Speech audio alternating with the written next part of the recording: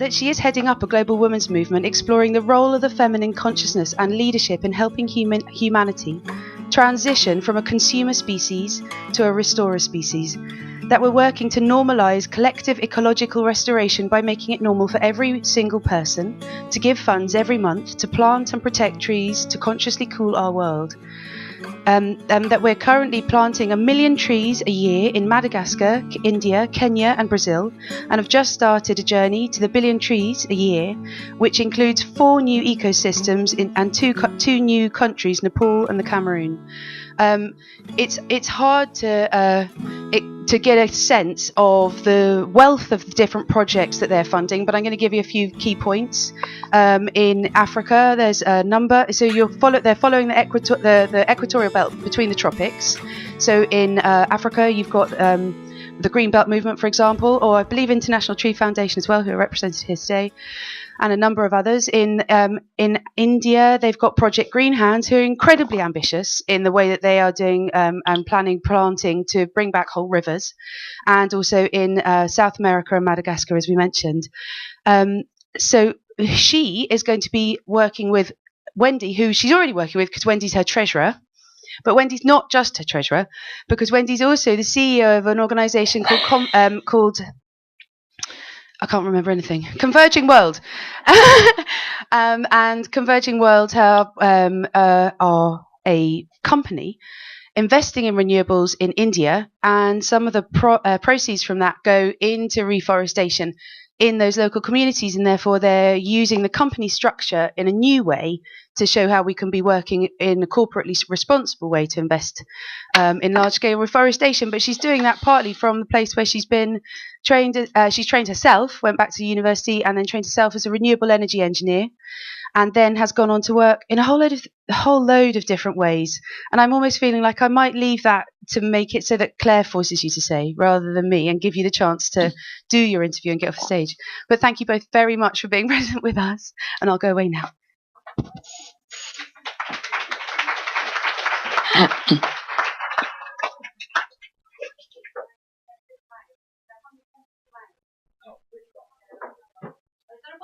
Sorry, I'm an engineer. I can hear you. It's on. That's it. Great. Okay. Yeah. So, Claire, do you want to explain whereabouts in the world you are?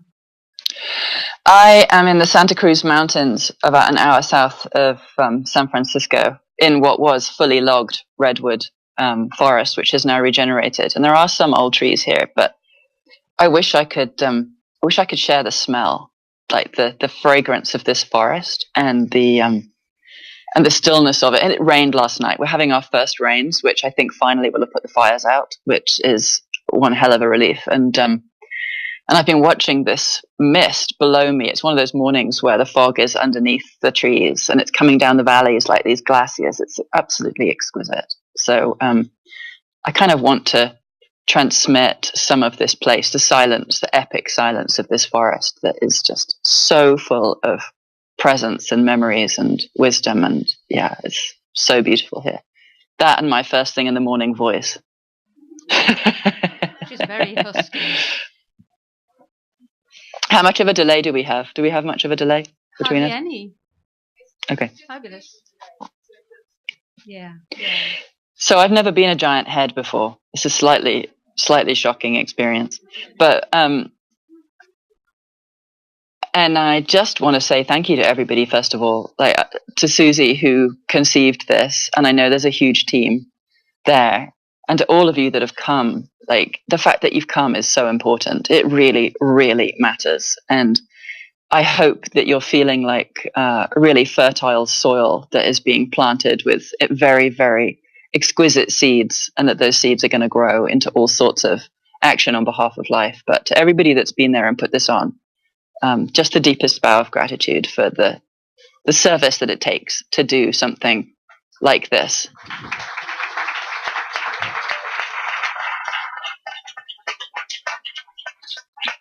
Okay, that's me. I'll go now.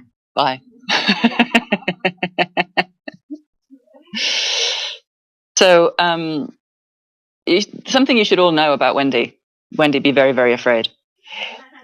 She is she is the hardest working woman I have ever met. Actually, it could make me cry, not just because it's first thing in the morning. I've never known in my life a woman more in service than Wendy, or who is so extraordinarily intelligent and doesn't know it, who is extraordinarily competent and just takes that as if it's normal, who works the job of about 5, 6, 7 different people consistently, who only knows how to do her absolute best. I want you all to know that you're in the presence of a true great, and she really, really doesn't get it about herself. But she's going to sit there and she's going to act like this is all a breeze, and it's not a breeze. And I want to say that Tree Sisters probably only still exists because Wendy has been there helping us understand how to do compliance, because I'm one of those dotty visionaries who just has all these wild ideas and has no idea what it takes to actually ground them in a world where compliance is needed. And Wendy has held my hand and held the organization's hand, and she's believed in our vision and she's believed in what we're doing, and she's kept us on the straight and narrow, and we wouldn't still be going if it wasn't for Wendy. And she's been at it for 6 years with us. So she's outdone her term, and I know she wanted me to ask her, why on earth are you still with us, Wendy?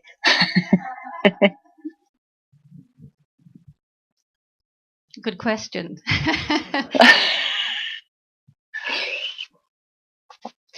Well, I remember when you asked, when we got together and we had that lunch in Bristol, you said you were going to set up this organisation, and you said, do you want to be part of it? It's planting trees. And it's about the feminine. I said, forget the feminine bit, I'll plant trees. And that was my immediate response. I just wanted to plant trees. I still want to plant trees. I still want to get my hands dirty. And you made me the treasurer. So, so when I reflect on that, why am I still with Tree Sisters and why am I doing what I'm doing?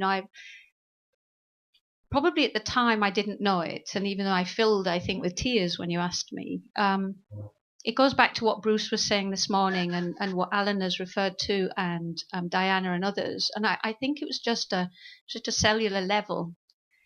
I just felt that I wanted to be part of restoring, part of protecting the planet. And even though I went back to university as a mature student and I did renewable energy engineering, it feels, engineering is kind of like a sticking plaster, really. And it feels like, as an engineer, you probably don't feel very much. But actually behind that, and I remember now, just recalling that, I do remember that when I gave the presentation about my dissertation, which was actually really something interesting, like reducing pollutants from an engine by injecting another pollutant. I remember that the opening slide was me swinging like Tarzan through the jungle and said, this is the reason I'm here. So on a cellular level somewhere, I felt it, even if I couldn't articulate it. And then when you asked me about Tree Sisters, and when you said you were going to name it Tree Sisters, and I said, oh, let's just forget about the feminine, I'll plant the trees. Actually, I think then I thought it was about gender.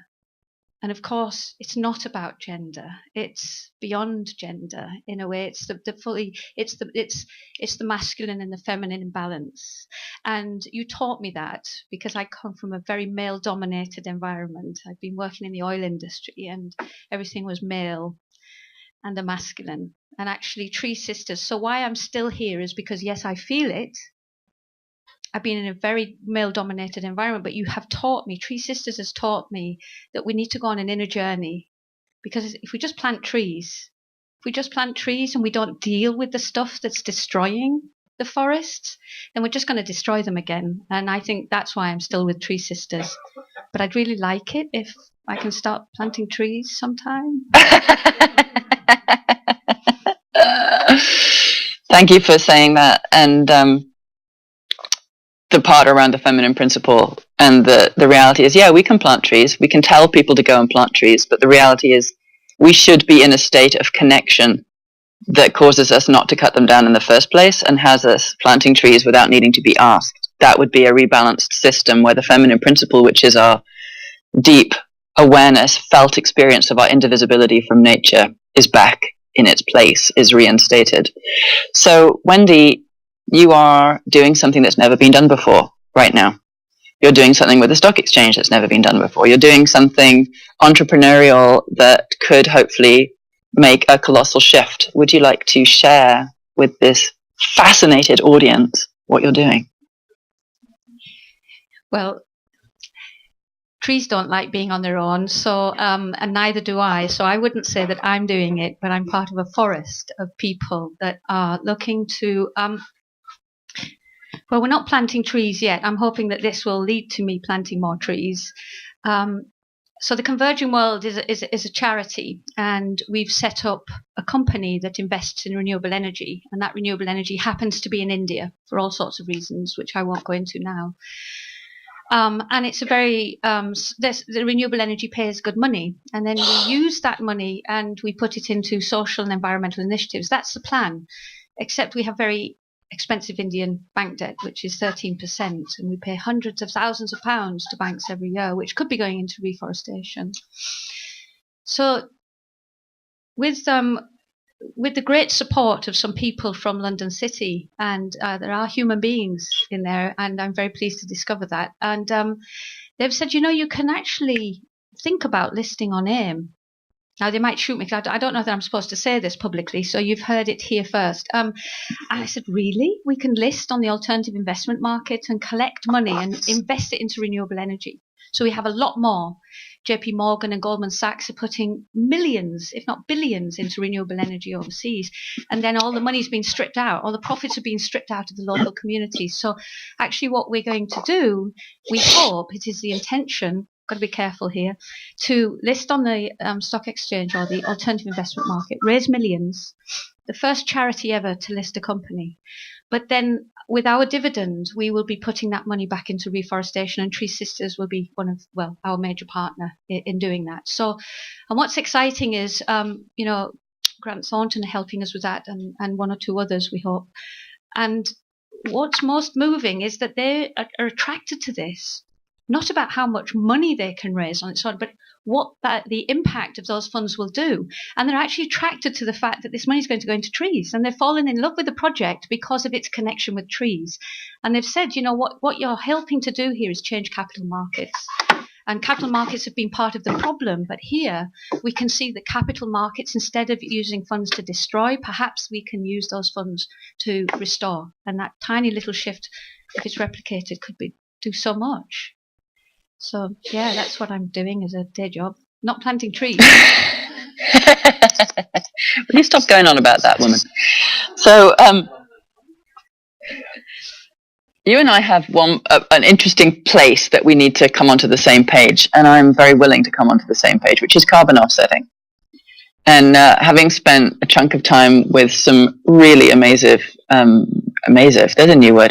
Native Americans last weekend, talking about the monetization of the sacred, and their absolute fury about the carbon markets, because essentially we're monetizing trees and we're monetizing the effect of the trees, and we're completely missing the sacredness and the soul of trees. And I've been in that place as well. But I know I'm probably going to have to, there's like a step. There's a step between where we are now and coming back into what I would want to be reverent relationship with the natural world, which is where we actually at least grok the value of it, which I know is part of the whole carbon offsetting. But I'd love you to be able to share a little bit more about that. Yes, well, carbon offsetting can be a dirty word. So I'm assuming everybody knows what carbon offsetting is. Is there anyone that doesn't know what carbon offsetting is? So if it's essentially, you don't. Okay, so just to say a little bit about that, it's where, for example, you might have an organisation or a householder here in the UK that wants to account or neutralise the emissions that come from their activities or are attributable to their activities. So you might have an organisation that is trying to do its best. So it's trying to reduce CO2.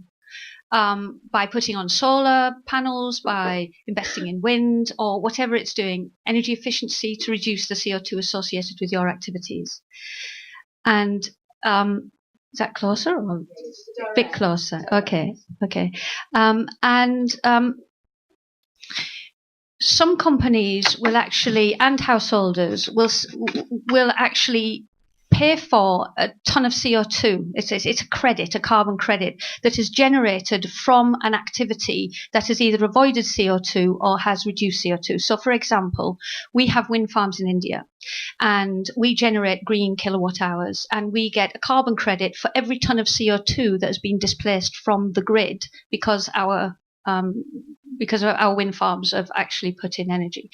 And then somebody will use that to offset their carbon emissions. Now, at its worst, and I get where you are, Claire, with this, because at its worst, it means that companies and householders can keep on polluting and doing what they want and just pay a bill and say, right, that's my bit. I bought those carbon credits. I'm offsetting, and that's it.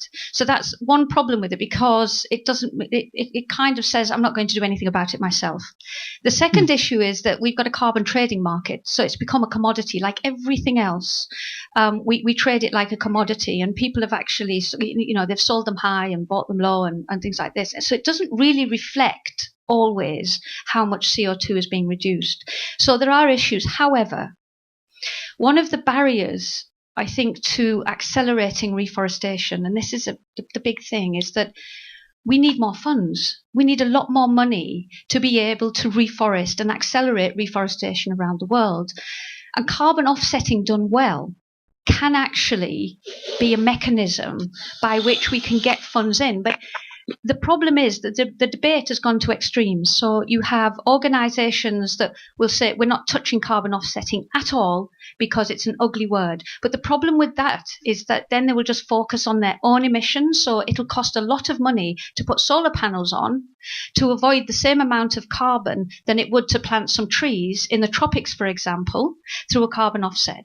But because carbon offsetting has become a dirty word, people are ignoring it, and what is suffering is reforestation.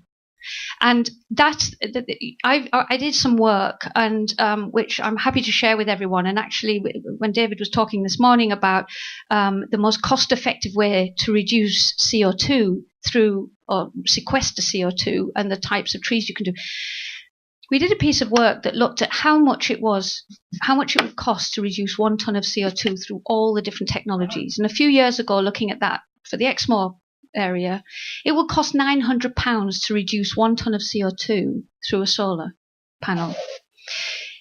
It costs less than £1 to reduce the same ton of CO2 with a tree. So, but the problem is we're ignoring that because it's associated with offsetting and it's not here. And that's a problem. And so I don't say it's ideal, but I think we have to look at ways of accessing more funds to accelerate reforestation, and I think carbon offsetting does have a role to play in that. Yeah, I mean, I think just on that, and what David was saying this morning about the kind of trees that we might plant to make it effective to reduce CO2. I mean, our projects in TreeSisters are all around the world, and Susie mentioned earlier that that TreeSisters and you have said right from the beginning that you wanted to concentrate on tropical reforestation. Can you just explain a little bit more about why? Well, I never said I wanted to focus on tropical reforestation, but in that damn car crash where I was given TreeSisters, I was told you have to reforest the tropics within 10 years. And so that was kind of... I don't know, you ask for a job and then life gives you one and then you can't really say no. Or I tried to say no, but you can't really say no. So reforesting the tropics, back then to me, I thought about it much more in terms of carbon, in as much as the growing season is year round. And so when you're talking about locking carbon into trees, then it makes sense to lock that carbon into the environment where the most carbon is being sequestered. You know, you plant a tree in England, it's a fraction of the height in a year. You know, you plant a tree in India and it can fruit that same year. There's a couple of species that can. Trees can be my height, 6 foot within a year. I mean, it's like the growing pace is extraordinary, but it's so much more than that, because when you start to understand the hydrological cycle and the fact that that entire band of forest around the center of the planet is actually And essentially the Amazon rainforest, which is, you know, it's the size of the face of the moon. It's this huge pulsating pump of rainfall, because the transpiration that's happening as part of photosynthesis, it's like the rain is going up, it's cooling, it's going back up, it's cooling. It's like it's going through the trees, down through the clouds, through the trees, down through the rain, and it's pumping these flying rivers, these vast flying rivers around the planet. So you've got this cooling belt, and you've got this weather stabilization belt, and then you've got the ice caps, and the relationship between the ice melt, which is so crucial for the oceanic currents, which is so crucial for moving the weather around, and these forest belts that are so crucial for moving the rain around. It's like we're living inside this giant mechanism that is exquisitely created to provide the weather systems that produce our food. I mean, that's a really ungraceful way I've just described something that is exquisite. But basically, if we lose the forest belts, I don't have a polite word for it. I just want to say we're buggered. You know, it's like we can't, and nor can we lose the ice caps, because our weather is going to go potty, and people don't think weather is food, but weather is food. Rain is food. We can't do without the rain. So I'm doing it because I was told, and I'm doing it because a lot of the climate extremes and the greatest poverty. I mean, we've just seen what's plowed its way through the Caribbean. You know, it's an area that we cannot take for granted anymore. It's an area that we have to get that forest belt back as fast as possible. So is the focus on the trees? Because you mentioned a few things there, but I know it feels like with the campaigns, I mean, the campaign that we ran last year, the Million Trees campaign, I think, did it take 3 weeks to achieve enough member donations from women to allow us to plant 1 million trees a year? Just 3 weeks. I mean, it was amazing. So it feels like the focus can be the trees, but it isn't just the trees, is it? No, it's not just the trees, because in that car crash, what I was told, and it's odd, you know, I crashed into a tree and I was swerving on ice, and the tree stopped me from going over an edge. And I've always thought this was one of life's greatest metaphors, that reforestation can stop humanity going over an edge, because I possibly would have died. I could have done in that car crash if I hadn't hit this tree. And what I was told, alongside things like you have to reforest the tropics within 10 years, and women have to remember who and what they are, women are the missing piece, women are the earth carriers, and earth is womb. I was also told you have to make it as normal to give back to the planet as it currently is to take nature for granted. And that is like saying, that's the consumer species to the restorer species. That's a consciousness shift.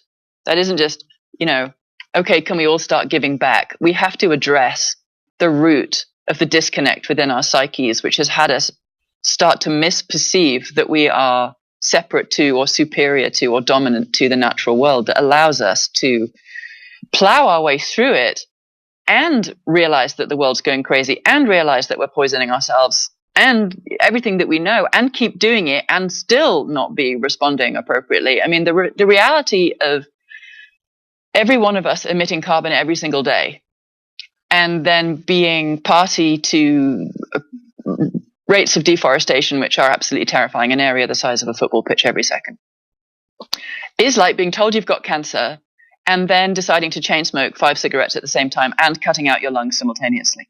Like, that's what we're doing. Like, we're starting to make it impossible to breathe. We're starting to, you know, we're not addressing the fact that we've created a cancer, in effect, with our consumption and with the normalization of our consumption and how we're living. So Tree Sisters is as much about consciousness shift.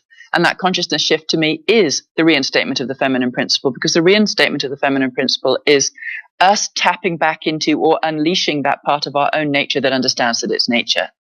Because you won't harm yourself, or you're less likely to harm yourself. And we are nature. And we can know that if we can start using our minds properly. So I'd just like to focus on that consciousness shift a little bit more. Could you just explain, maybe in a little bit more depth, what you actually would like to see in that, what you mean by that, where you'd like to see that? Well, it's interesting, because one of the other things that we were given, I mean, Tree Sisters is an entirely given project. Like, this is a project that life gave. And what it also gave was a change tool, which we've called the map of 5 choices, but I'm also calling the blueprint of a restorer species. And it's a 5-pointed star inside of a circle. It's the same system as 5-element acupuncture. 5-element acupuncture is an ancient system that understands that fire, earth, air, water, metal, wood, exist inside us, that the planet is us and we are the planet. And that if any one of those elements goes out of balance, our health goes out of balance. And what we were given was the same system, but behaviorally. And so it understands how we use our mind, how we use our heart, how we use the intelligence of our bodies, also is a closed system, and every single thing impacts every other thing. So this Billion Trees campaign that we're starting now, we're starting it with a behavior change campaign. We're not just going out and saying, will you give to the trees, will you give to the trees? Because people really don't know how to know that giving to nature is giving to themselves because of this split. And the split is our disconnection from nature. So what we're trying to do is what I'm calling consciousness acupuncture. Like, we're trying to open minds, open hearts, and open bodies, which is the feminine principle, to work with moving through the disconnection into a place of connection. Because the disconnection, it looks really pervasive, but it's an illusion, because we are nature. We are breathing the trees. We do have rain in our blood systems. You know, we can't not be this planet. You know, the only reason I'm sitting here is because I've eaten a large amount of it and it's grown me and I'm breathing it every minute. You know, it's like, so to actually really do the work of saying we get to change ourselves. Like, we get to change ourselves. We get to open into the reality of who and what we really are. We get to, in effect, live the most meaningful lives that have ever been lived, I believe, because what we've inherited as a mindset is a severed mindset from who and what we really are, especially women, but also men. And we have this opportunity to have a consciousness shift, an evolutionary leap, in a sense, in falling back into awe and amazement and belonging to this planet of which we are a part and of which we have the absolute privilege, radical privilege, to love back into wholeness if we choose to. You know, we are the species that gets to choose to create heaven on earth and hell on earth, and we know where we're going. But that's just not okay for me. Like, that's why my life is given. It's like, you don't evolve for millions of years and go out on shopping. Like, that's not it.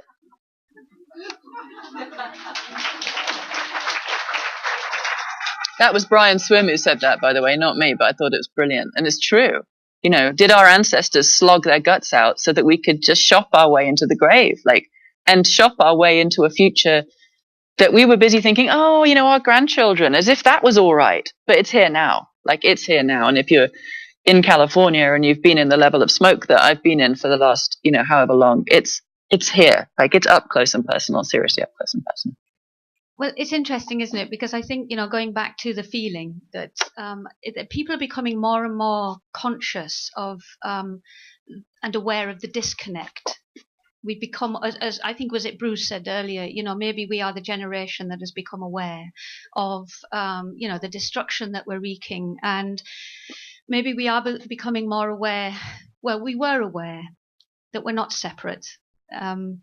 I am me is Mother Earth, is me, not I. And now it's okay to say Mother Earth again. It feels like it is.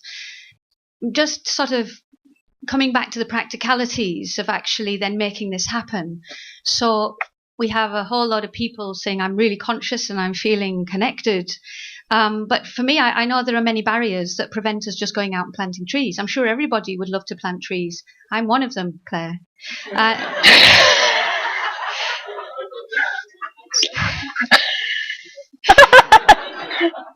And but there are many barriers, and not least of which is something there's a bit of a clarion call I was speaking to, is it to Andy Egan earlier, but you know, we do have the Bonn Declaration, we have all these UN statements and all these wonderful intentions that say let's go out and replant the world. And I think I mentioned it to Susie previously that the UN climate change, the UN Committee on Climate Change and Reforestation actually came out and said to avoid catastrophic climate change, we must accelerate reforestation, and we must engage the civil sector, the public sector, and the private sector. And I heard that statement just before the Paris climate change talks, and there didn't seem to be a collective response to that. Not really. And even if there was, what concerns me is that when you look at how then regulation comes down from Kyoto Agreement into national legislation, actually the way that that is transposed into legislation here prevents companies doing reforestation. So it doesn't support those declarations. So there's a whole piece of work there around that. So I'd like to know a little bit more, because, you know, we've moved from the Million Trees campaign, which I have to say, you know, Claire is very inspiring. She's very persuasive and she's very inspiring, which is one of the reasons I'm still at TreeSisters. And when she said, we're going to plant 1 million trees a year, I thought, oh, she's potty. How are we going to do that? And it happened.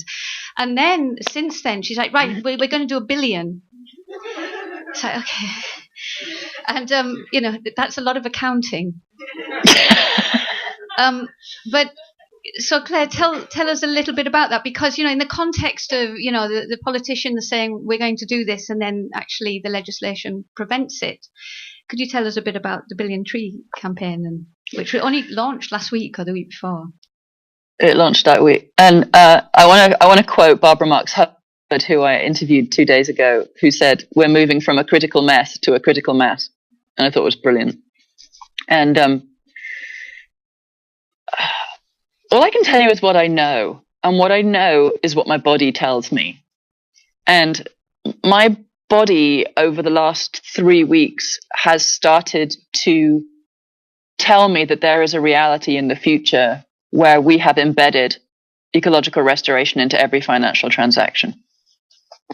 You know, I'm a wild dreamer because I cannot tolerate my species showing up like careless, destructive creatures, because I don't believe that we're careless, destructive creatures. I believe that we are brilliant and loving and compassionate and wise, and that the only reason we're showing up the way we're showing up the way we are is because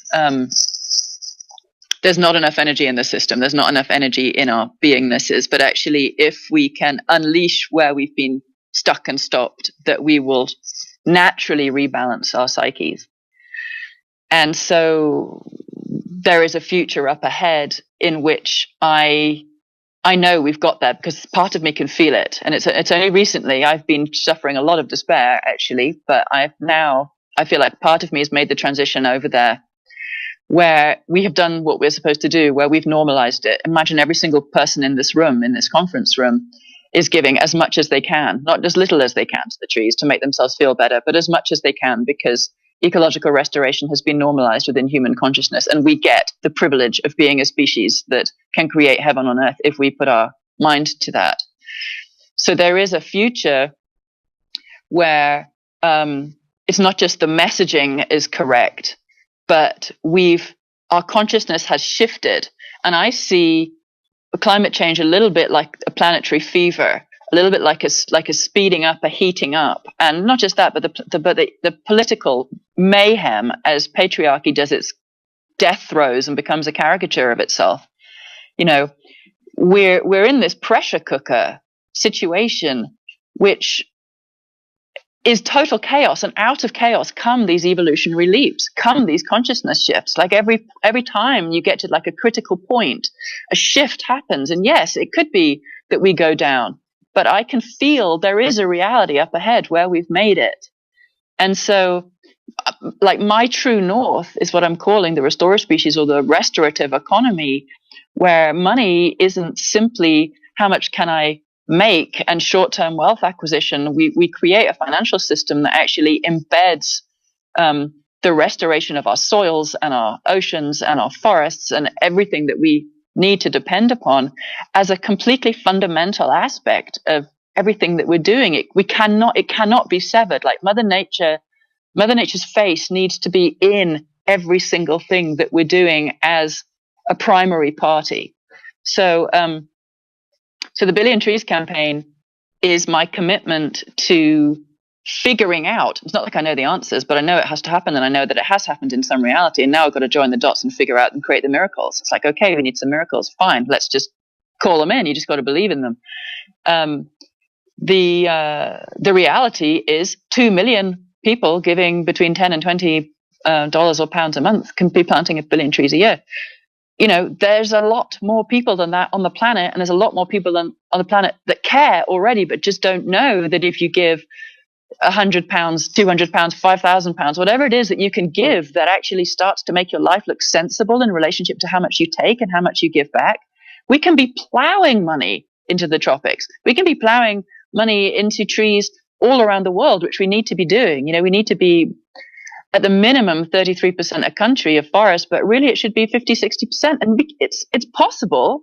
The infrastructure is there. We just need to start to normalize. Every school, every hospital, every business, everybody needs to be giving. Are we running out of time? How long do we have? A minute. A minute. And then we're going to go to questions.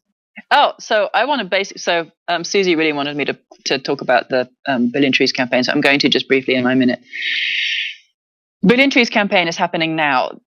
It'll be happening now for as long as it takes us to get to 1 billion trees, which could be years. It could be who knows how long it's going to be. That bit's irrelevant. What's really matters now is that we're putting in the foundations in terms of the consciousness shift. We're doing the consciousness acupuncture right now. So we're starting with a 6-week consciousness shift campaign based on this blueprint of a restorer species.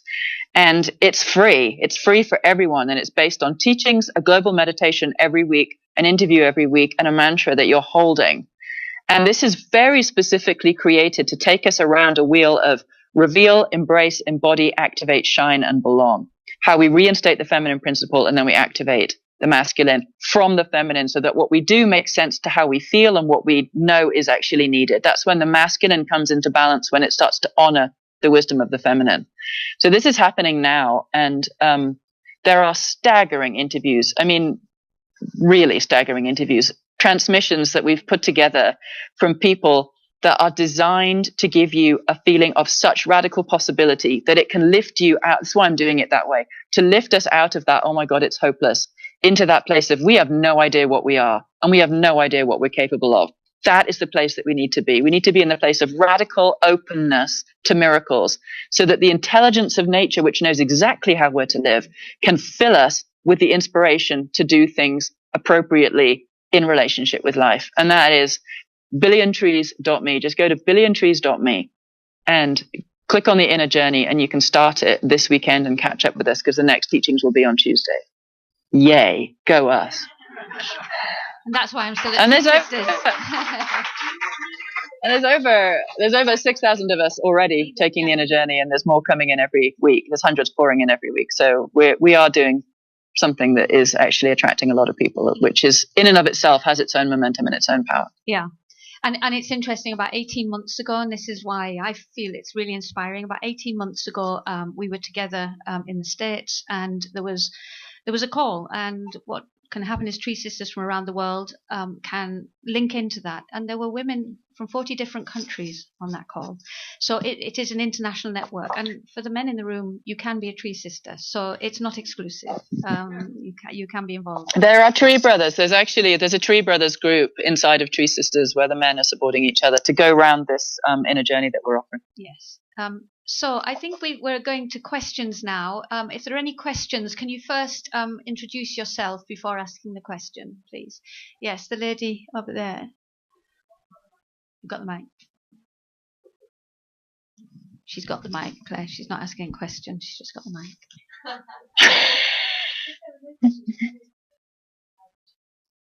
There are no questions. You've stunned them. Oh my God. Should we do a dance? Yes, please. Yeah. Okay. I mean, I am interested. So one of the conversations we How are there no questions? Because you've stunned everyone. Oh, there is a question. I just can't see. There's lots of pillars. Okay. There's 3. So Irene, I think, yeah, there's one here. Hi. Well, hi. My name is Irene. I guess my question is more of a practical, from a practical standpoint, if there was the money to build 1 billion trees right now, is there land available or opportunities to do so? Did you hear that, Claire? Yes. Are you wanting me to answer it? Yes. Well, yes. I can support you in the response. Well, you can support me on the UK side. I can talk about where we're planting. Obviously, the partners that we are planting with in these different countries, we're planting there because there is land. We're planting in very degraded areas. We're planting in areas mostly where it used to be forest, apart from, no, I think probably in India it is also as well, where it used to be forest. And either the government has set the land aside because it knows it has to reforest it, or the communities have put the land aside. And so will we be able to plant 1 billion trees in these areas? Probably not. I mean, Madagascar, it's going to take about 11 billion mangroves, just the mangroves, just to do the estuaries, to restock the fish there and to actually help with the erosion. But then we've got the entire, the inland mountains of Madagascar, which have also just been completely deforested. And it's like that in most of the places that we are. So we will be, like, over the course of the 1 billion trees, jigsawing together multiple more projects. Our first Amazonian project potentially is lining up, which should be thrilling, but it's much more complex in the Western world, obviously. So I'll hand that over to Wendy. I think you answered that beautifully. So, and there was one here, question here, and there was one at the back there. Lady at the back. And I can answer, but yeah.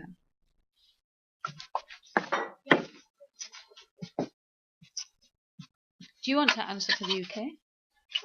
Find the exact letter, I'm afraid, but I just read something which made my jaw drop. It was a letter in one of these little tree papers saying, "This is looking a bit left-wing. I think I'm going to stop taking your magazine." As he was at UKIP, this, that and t'other. Now, how does one move this our wishes beyond the idea of left-wing? I mean, what have wings or politics got? How does one move it beyond? Am I making any sense at all? Yes, you are. Claire, did you hear that?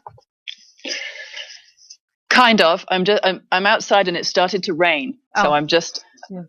I can't go inside because that's where everybody is. So I'm sitting here quietly, getting cold and wet. So I got a bit distracted. What I thought I heard was, how do you move beyond the politics of it? Yeah. Many people in this country, particularly, feel that anything to do with green politics or ecology or is to do with left-wing liberal, as you would say in the States, politics, and it's so beyond that. Well, I just deal with it by ignoring the politics. Like I can't stomach the politics. Like to me, I have to align my whole psyche with a world that doesn't exist yet in order to call it into being. And so if there is a future politics that is based on reverence for all life and reverence for each other, I'm going to cry. Maybe I'll be able to turn back towards it. But in the short term, what I believe in and what I hold is that inside every single person, there is absolute magic waiting to come out. Like, if we're alive right now, we have a major part to play. Our souls incarnate over huge arcs of time. I absolutely know that in my cellular structure. And every lifetime that we've had, everything that we're doing have done and are encoded with is preparing us for this time. And this time requires us to think beyond any of the current systems, beyond any of the thinking that is here, because all the thinking that is here is based on a system of dominance over life, dominance over each other, and control and power and manipulation. That is not what a human being is. That is not what we're for. And we get to be the ones who activate that completely different latent possibility of our magnificence and our beauty in relationship with all that is as stewards of this planet.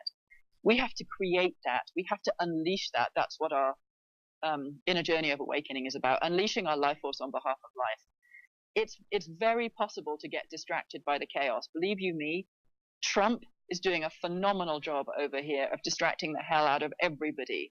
And you can get lost in it. And there's another thing that you can do, which is to feel the feelings that it brings up in you and then alchemize them and call in what is the quality of intelligence that wants to move through me, out of which I can take action that makes sense in relationship to my soul. And from that place, you get to say, right, okay, in the system that I'm in, what can I actually do? How, Tree Sisters is kind of underneath the radar. It's like we're just quietly getting on, doing what we can do without anybody being able to stop us, and we're politically hugely disruptive, actually, because of the consciousness shift aspect, and it could get really interesting. I have no idea what's up ahead, but what I know is when you align yourself with life, when you do something that is for life, the energy of life comes with you. You step into a different river, and that river doesn't just have a value system. It is the very base of all value. And so you give yourself energy. And I would just say, if you can do that, if you can give yourself permission to step into the value system that is about true beauty, then you will find a way beyond all the bullshit into something that actually starts to make sense.